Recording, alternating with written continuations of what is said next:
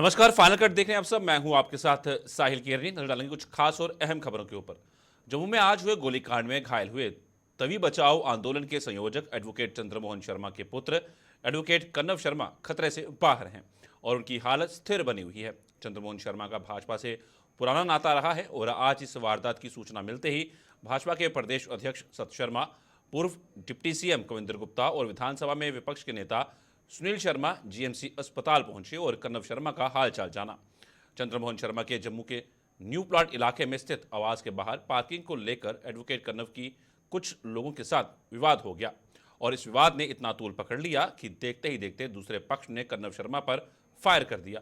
Firing के बाद आरोपी मौके से फरार हो गए और बताया जा रहा है कि गोली चलाने वाला बिजली विभाग में बतौर मीटर रीडर तैनात है। चंद्रमोहन शर्मा के मुताबिक कन्नव की हालत स्थिर बनी हुई है और एक आरोपी के भाई को पुलिस ने पूछताछ के लिए हिरासत में ले लिया है। उसका टेस्ट सारे हो गए हैं, वो स्टेबल है। वो उसको जो बुलेट्स हैं वो टच करके निकले हैं यहाँ से। एक थोड़ा पर्स भी हुआ है पर ठीक है। न्यू प्लाट हम वहाँ गाड़ी खड़ी करते हैं। जब गाड़ी इसने आज खड़ी की अपनी 2 बजे, तो वहाँ एक इलेक्ट्रिक सब स्टेशन है, वहाँ पे कुछ लोग जुआ खेलते रहते हैं, शराब नशे का अड्डा है। तो वो कहने लगे गाड़ी यहाँ से हटाओ, यहाँ नहीं खड़ी करनी। उनको लगता है कि हमारी डिस्टर्बेंस हो जाएगी। एक लोग हम लोग तो एंटी ड्रग्स भी मूवमेंट चलाते रहते हैं, तो उसी बात से इनकी थोड़ी हार्ट अटैक हो गई। तो हम तो गाड़ी वहीं खड़ी करते हैं हमेशा। तो लड़का एक आया, उसने अंदर से फायर कर दिया इसके ऊपर, पेट के ऊपर। और वो उसका बाइक पकड़ा है इन्होंने, मैंने सुना है, तो वो तो भागा हुआ है लड़का। अभी जिस प्रकार से हमें पूरी जानकारी मिली है अस्पताल के प्रशासन से, वो आउट ऑफ डेंजर हैं। उन्हें अभी कोई खतरा नहीं, लेकिन ऑब्जर्वेशन के लिए अभी वो यहीं पे एडमिट रहेंगे और कुछ समय बाद मुझे लगता है 1-2 दिन में फिर डिस्चार्ज भी करेंगे। लेकिन जिस प्रकार से ये घटना घटी है, जम्मू के इस सुंदर वातावरण को एक समझो एक दब्बा जिसे मैं कहूँगा वो लगा हुआ है, जिसके लिए पुलिस को इमीडिएटली एक्शन में आना चाहिए। हालांकि पुलिस सतर्क है, लेकिन इस प्रकार की क्रिमिनल एक्टिविटीज़ की जहाँ पे एक सभ्य समाज में कोई स्थान नहीं होना चाहिए, वहाँ पे पुलिस को अगर थोड़ा सा भी यहाँ पे ये गेट खुला है तो इसके लिए सख्ती से निपटना चाहिए और ऐसे क्रिमिनल एलिमेंट को उनको उनकी उचित जगह पे पहुँचाना चाहिए, उचित दंड मिलना उनको चाहिए, ताकि आने वाले दिनों में इस प्रकार की घटनाएं न घटें। पांव पसारने से पहले मुझे पूरी उम्मीद है यहाँ की एलजी एडमिनिस्ट्रेशन और यहाँ की सतर्क पुलिस इस पर शिकंजा कसेगी और सख्ती से इनको निपट के भविष्य में, फ्यूचर में ऐसी घटना न घटे। सांसद जुगल किशोर शर्मा ने आज कटड़ा वैष्णो देवी संघर्ष समिति के सदस्यों के साथ मुलाकात की। बैठक में हालांकि ये लगभग तय हो गया कि एक्सप्रेस वे का लिंक ताराकोट में नहीं दिया जाएगा, लेकिन ताराकोट रोपवे को लेकर अभी भी संशय बना हुआ है। सांसद जुगल किशोर ने माना कि एक्सप्रेस वे का लिंक ताराकोट में देने से कई लोगों का रोजगार छिन जाएगा, लिहाजा केंद्र सरकार की ये कोशिश रहेगी कि एक्सप्रेस वे को ताराकोट से ना जोड़ा जाए। दूसरी ओर संघर्ष समिति के मुख्य मुद्दे यानी रोपवे पर सांसद सही तरीके से अपना पक्ष नहीं रख पाए। हालांकि उन्होंने ये जरूर बताया कि संघर्ष समिति अगर सहमत हो तो रोपवे का निर्माण ताराकोट के बजाय किसी और जगह से करवाया जा सकता है। सांसद ने कहा कि भाजपा कटड़ा के लोगों की मांगों की हर तरह से समर्थन कर रही है।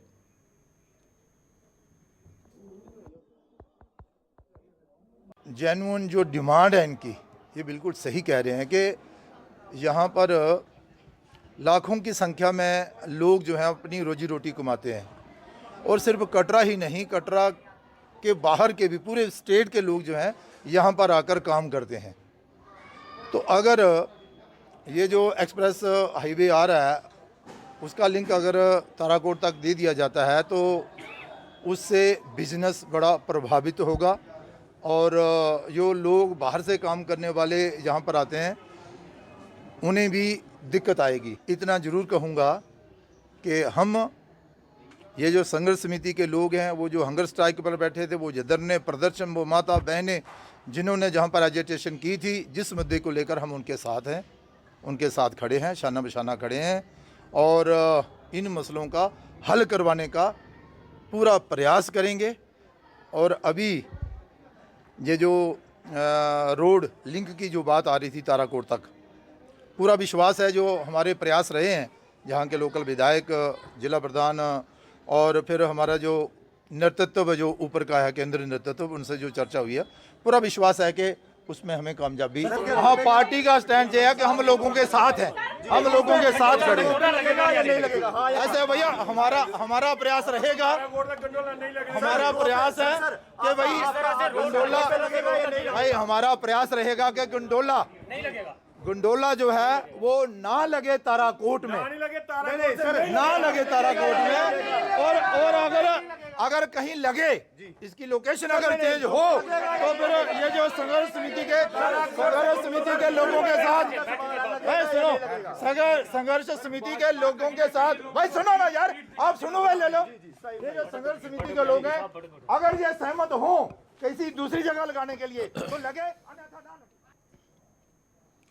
जम्मू कश्मीर के डिप्टी सीएम सुरेंद्र चौधरी ने वीरवार को मुख्यमंत्री उमर अब्दुल्ला द्वारा मीडिया से की गई बातचीत के बाद विपक्षी दलों द्वारा दी जा रही प्रतिक्रियाओं पर पलटवार किया है। डिप्टी सीएम ने कहा है कि पत्थर हमेशा उसी पेड़ पर मारे जाते हैं जिस पर फल लगते हैं। श्रीनगर में आज मैकेनिकल व हॉस्पिटल इंजीनियरिंग डिपार्टमेंट के दौरे के दौरान पत्रकारों द्वारा इस संबंध में पूछे गए सवाल के जवाब में सुरेंद्र चौधरी ने विपक्षी दलों को आईना दिखाते हुए बताया कि इन दलों द्वारा दी जा रही प्रतिक्रियाओं से नाच ना जाने आंगन टेढ़ा कहावत भी सच साबित होती दिख रही है। इन दलों ने सत्ता में रहते हुए तो लोगों की भलाई के लिए तो कुछ नहीं किया और नेशनल कॉन्फ्रेंस को इनकी सीख की कोई ज़रूरत नहीं है। नेशनल कॉन्फ्रेंस की सरकार लोगों द्वारा चुनी गई सरकार है और ये अपने आप को साबित करके दिखाएगी।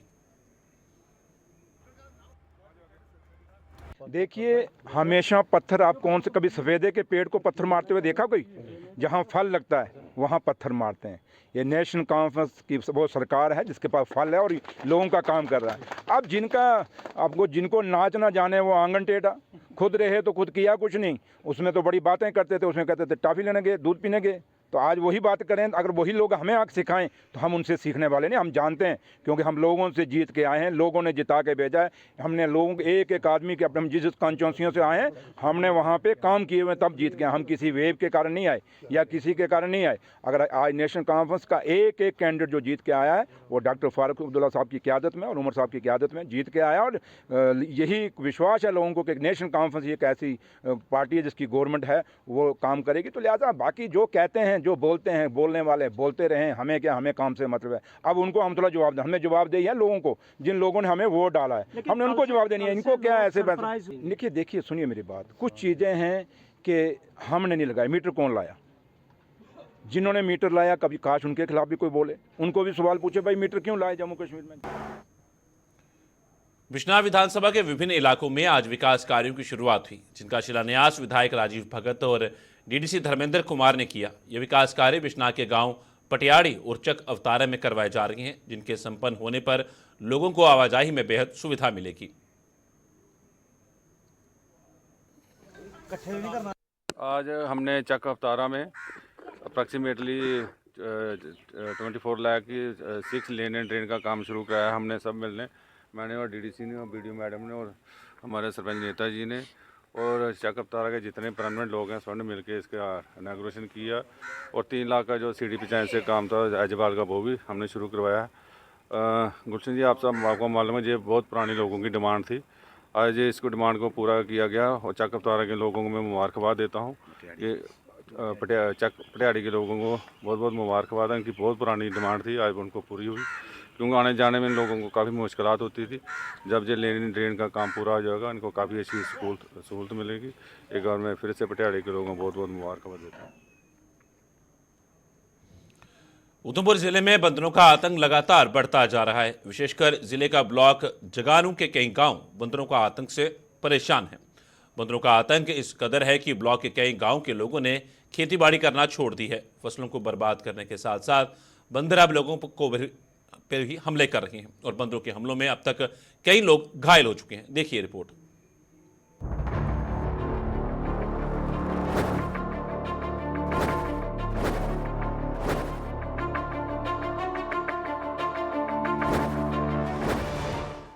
गौर से देखें इन तस्वीरों को।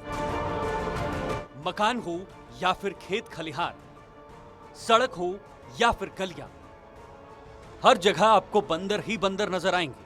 ये तस्वीरें जिला उधमपुर के ब्लॉक जगानू की है। ब्लॉक जगानू में बंदरों का आतंक किस कदर है, इसकी कहानी मकानों की दरों दीवारों पर लगी वो कांटेदार तारें बयां कर रही है। बंदरों ने पहले यहाँ के लोगों के खेतों को निशाना बनाया और लोगों को खेतों से दूर किया। अब बंदरों ने इन लोगों के घरों पर डेरा डाल दिया है, जिससे यहाँ के लोग बेहद परेशान हैं। दिक्कत आ रही है, सबसे ज्यादा दिक्कत बंदरों की है।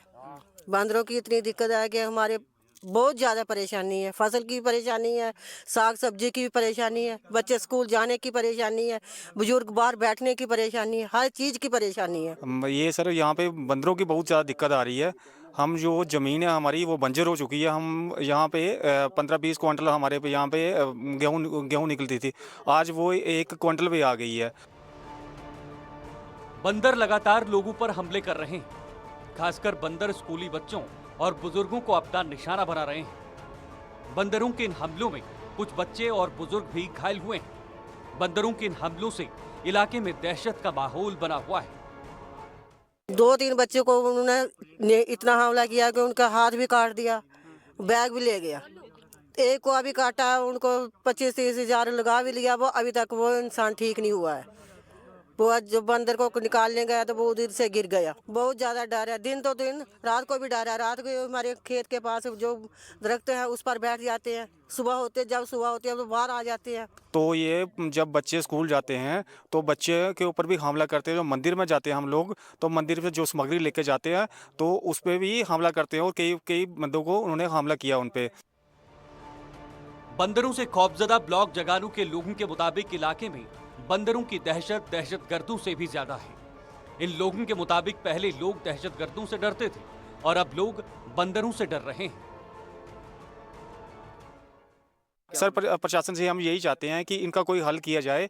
जो जहाँ छोड़े हुए हैं जहाँ से, तो इनको लेके कहीं आगे पीछे कहीं जंगलों में छोड़ दिया जाए। ते जमीन साड़ी मारे जमीन उपर निर्भर ना, साड़ी जमीन की हालत देख लो, इसलिए पूरी बंजर बनी चुकी दी है। इसलिए अस पहले 10-12 बोरियां 15 बोरियां कणक कढ़दे जां मक्कां कढ़दे ते इहदे उपर निर्भर करदे, बच्चें की फीस भी पूरी करदे। ब्लॉक जगानू के अधिकतर लोग खेतीबाड़ी पर निर्भर थे, लेकिन बंदरों ने इन लोगों से खेतीबाड़ी भी छीनकर इन्हें भूखमरी की कगार पर लाकर खड़ा कर दिया। महाराज पहले लोग आखते हैं उग्रवादियों बड़ा डर है, ये उग्रवादियों हा भी बड़े मतलब बंदर इन्ना अटैक करा दे ना, तो उग्रवादियों हा ज़्यादा अटैक नहीं करा दे। अस ना मतलब सवेरे शामी कुदै बेल्लै भी ना पाठ पूजा करी सकदे, ना किश मतलब कोई चैन दी जिंदगी नहीं जी जाने। असें इ'यै खतरा ते कुछ बेल्लै साढ़े पर अटैक करी ओड़दे। लोगों की माने तो पहले इस इलाके में बंदर देखने को भी नहीं मिलते थे, लेकिन अब इलाके में बंदरों की तादाद हजारों में पहुंच चुकी है। सर हम जब ये मंकी आते हैं यहाँ पे, तो हम इनका मतलब दहशत हो जाती है। जैसे कि लोग कहते हैं कि मिलिटेंट आ गए, तो ये मिलिटेंटों से भी ज़्यादा बदतर हालत हो गई है सर यहाँ पे। बंदरों से परेशान इन लोगों ने अब सरकार से बंदरों की दहशत से निजात देने की मांग की है। इनको यही होना चाहिए, सरकार के आगे यही गुजारिश है कि इनको कोई ऐसा ही कोई किया जाए, इनको जहाँ से लेकर कोई जंगलों में छोड़ दिया जाए तो बहुत मेहरबानी होगी। सर प्रशासन से हम यही चाहते हैं कि इनका कोई हल किया जाए। जो जहाँ छोड़े हुए हैं जहाँ से, तो इनको लेके कहीं आगे पीछे कहीं जंगलों में छोड़ दिया जाए। बंदरों से न सिर्फ ब्लॉक जगानू मुतासिर हुआ, बल्कि जम्मू कश्मीर के कई और ब्लॉक भी मुतासिर हुए हैं। बंदरों की वजह से सबसे ज्यादा मुतासिर खेती और किसान हुए हैं। जंगली जानवरों की हिफाजत जरूरी है, लेकिन इंसानों की जिंदगियों को दांव पर लगाकर की जाए ये मुनासिब नहीं है। उधमपुर से वीडियो जर्नलिस्ट किशोर शर्मा के साथ अश्विनी चंदेल की ये रिपोर्ट।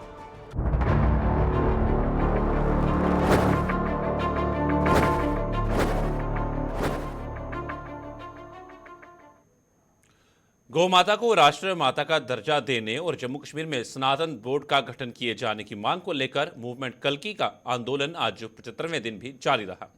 कल्की मूवमेंट के अनुसार इन दोनों मांगों पर अभी तक सरकार कोई फैसला नहीं ले पाई है। जम्मू कश्मीर में गौ तस्करी चरम पर है, जिस पर लगाम कसने के लिए सरकार को जरूरी कदम उठाने होंगे।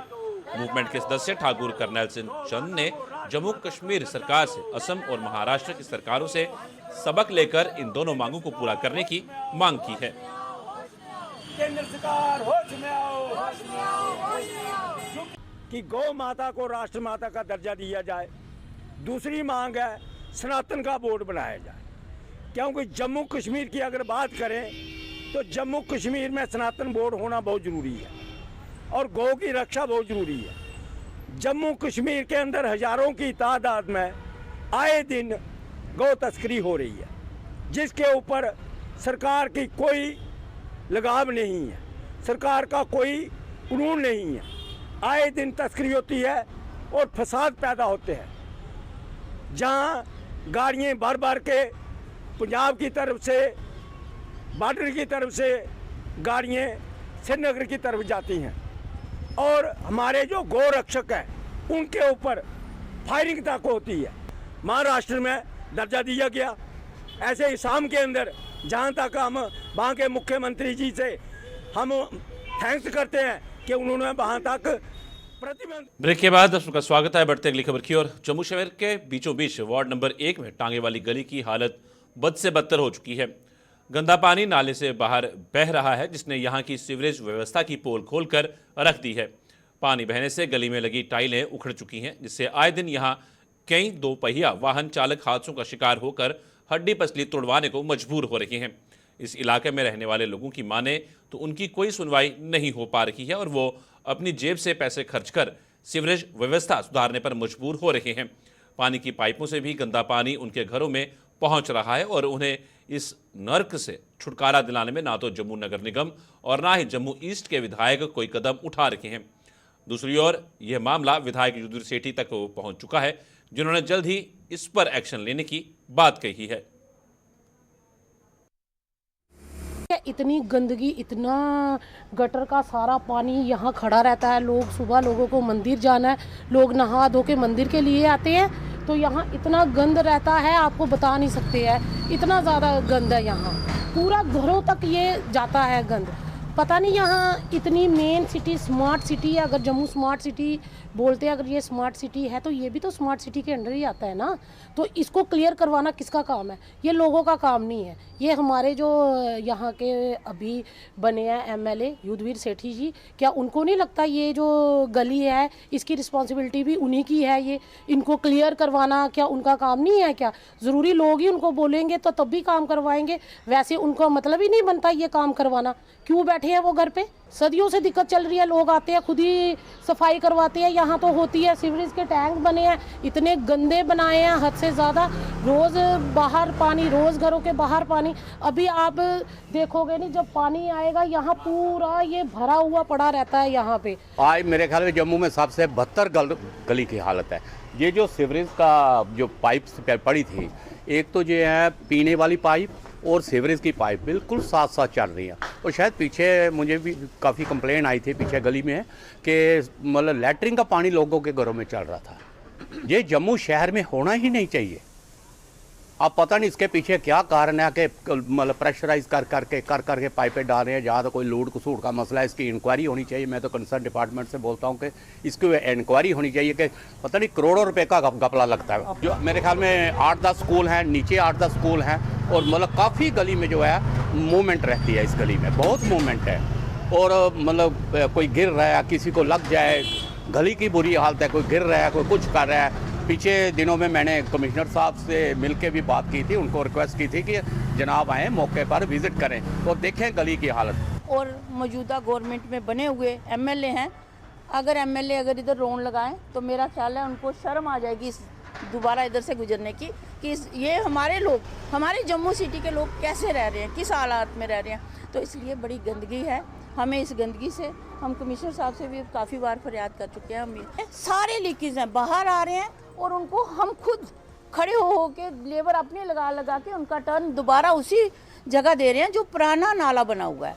तो ये उन्होंने पता नहीं क्यों किया ऐसा कि लोगों को परेशान कर दिया है। आप हमारी परेशानी को वहाँ तक पहुँचाइए ताकि वो आए और कुछ सलूशन निकालें, ताकि लोग सेफ और अच्छे तरीके से ज़िंदगी जी सके अपने। अगर टांगे वाली गली से कोई भी ऐसी समस्या है तो मेरे को बताएं, मैं उसको दूर करूँगा। सीवरेज की बड़ी प्रॉब्लम है यहाँ पर जब पुराने शहर के अंदर। इस बात की चर्चा चीफ इंजीनियर से भी की है। आने वाले समय में जल्द से जल्द इसकी हम लोग कोशिश करेंगे ये कैसे ठीक। केंद्र शासित प्रदेश जम्मू कश्मीर में पहली बार राष्ट्रीय एकता शिविर का आयोजन किया गया, जिसकी आज जम्मू में शुरुआत हुई। 7 दिनों के इस कैंप का आयोजन गवर्नमेंट वुमेन कॉलेज गांधीनगर और गवर्नमेंट वुमेन कॉलेज परेड द्वारा संयुक्त रूप से करवाया जा रहा है। इस कैंप में देश भर के 16 राज्यों और केंद्र शासित प्रदेशों के 200 प्रतिनिधि भाग ले रहे हैं। राष्ट्रीय एकता शिविर का उद्घाटन IAS शांतमनु ने किया और इसमें भाग लेने वाले प्रतिनिधियों को शुभकामनाएं दी। पूरे देश के 16 कंटिजेंट्स आए हुए हैं। आप देख सकते हैं कि हमारे स्टेट के तो हैं ही 60 वॉलंटियर्स, उसके अलावा 140 वॉलंटियर्स हैं बाकी और 15 स्टेट से आए हुए हैं। यूटी से आए हुए, अलग अलग साउथ से, नॉर्थ ईस्ट से, लद्दाख से, और उनके कल्चरल प्रोग्राम तो हो ही रहे हैं। और साथ में इस बार का जो थीम है वो है women empowerment and emancipation through NSS। और मुझे ये जो सारा एक हफ्ते का जो प्रोग्राम अगर आप देखेंगे आप, उसके जो आइटम्स अलग अलग हैं तो देख के ऐसा लगेगा कि जितने भी इंपॉर्टेंट इश्यूज हैं जो कि विमेन से रिलेटेड है, इंटीग्रेशन से रिलेटेड है, सर्विस रिलेटेड है, वो सारे कवर किए गए। तो एक बड़ी अच्छी पहल की है हमारे जो NSS के ऑफिसर्स हैं यहाँ पे स्टेट में।